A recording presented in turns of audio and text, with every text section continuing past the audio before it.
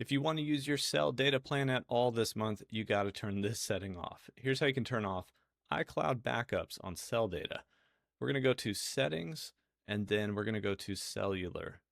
After that, all you have to do is scroll down a little bit and you're going to see an area with iCloud backup right here. So you want to toggle this off because it's likely going to cause you to exceed your cell data plan.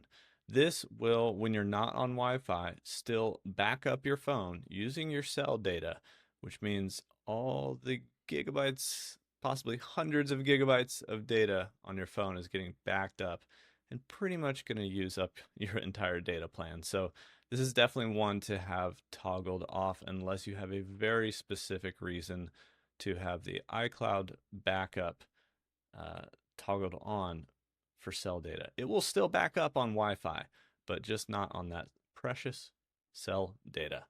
That's how you can turn off cell data for iCloud backups.